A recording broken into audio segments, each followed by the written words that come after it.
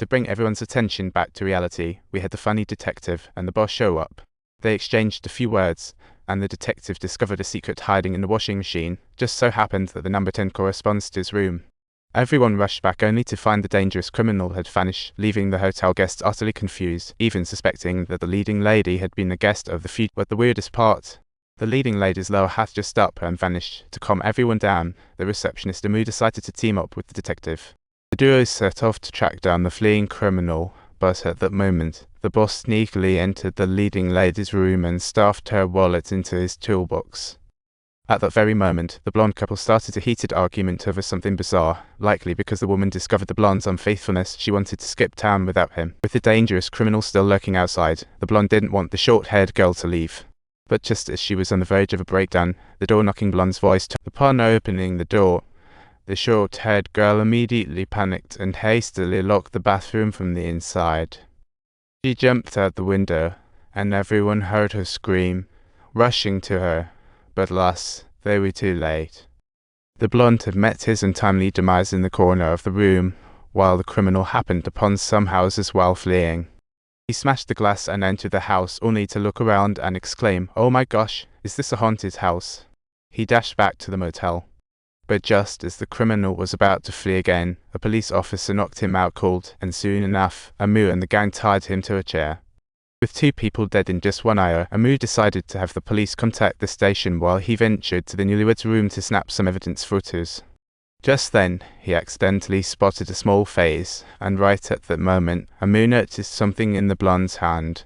Upon inspection, he realized, whoa, it's the leading lady's room key number 9. He hurriedly called over the police. It appeared he stumbled onto a pattern.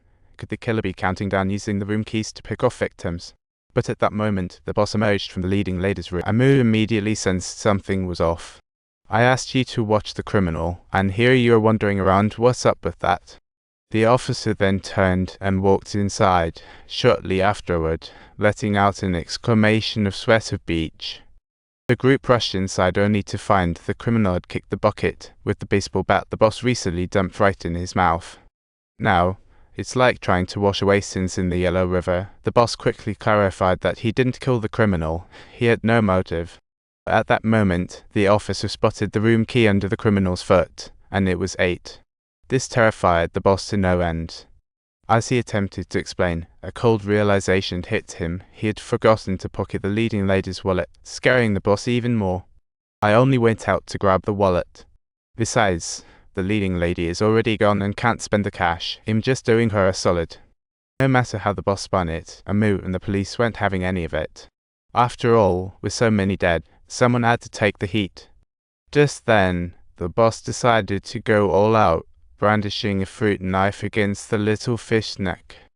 The little fish made a sudden move, knocking into the boss and tumbling back into the storage room together. Coincidentally, as the little fish yanked open the fridge door, a frozen man tumbled out, crashing onto the girl. The boss seized the opportunity and sprinted for his getaway truck. By the time Amu and the crew burst out, the boss pickup was roaring to life. But suddenly, a little boy appeared in the road right as it seemed he'd get hit. But the boss, totally unconcerned, plowed straight into him. The little boy was securely pinned to the wall, and the boss was tightly tied to a chair by Amu. Initially, they merely suspected him, but now with the mounting evidence, the boss began to panic and explained furiously, "I just wanted to make quick cash. Who would have the guts to murder?" He insisted, claiming his real name was Pippi.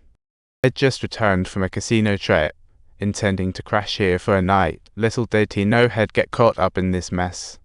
Coincidentally saw the boss slumped over the table. I had no choice but to stuff him in the fridge. Initially planned to wait for a chance to sneak away, but with more and more guests arriving, greed took over, and he tried to impersonate the boss for a quick buck. But who could have foreseen this? The police simply wouldn't buy it. No matter his protests, they steadfastly believed he was the killer. The others seemed to waver for a moment, having just been convinced the dangerous criminal was to blame. It was time for the short-haired girl to speak up.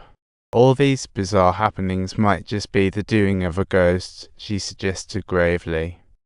After learning this, and with differing opinions among them, the police decided they should all stay in the room until dawn. As long as nobody else kicks the bucket, the boss is the only suspect.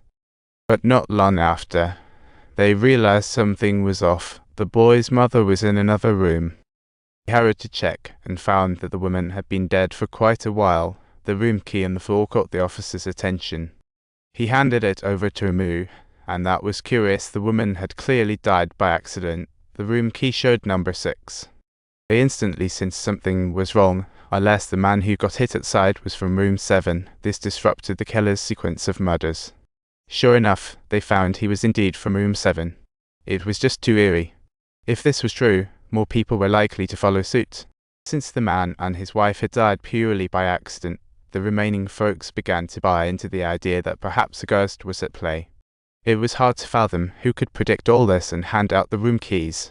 So Amu decided the short-haired girl should take the little boy and run. Just get as far away as you can, no looking back. But they never anticipated that just as the girl hopped on her bike, the killer's voice echoed in their ears.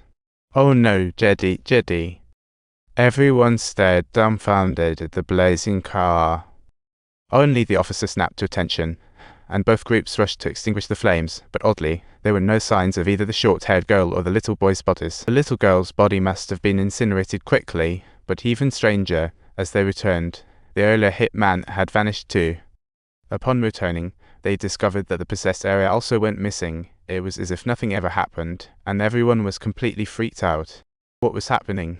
This short-haired girl, overwhelmed by the chaos, began to scream, "Wait, my birthday is next week." Hearing this, the boss perked up. "In that case, maybe we should throw a birthday party. Why not celebrate the birthday together here and get to know each other?" Don't forget to subscribe to our channel for more hilarious stories next time.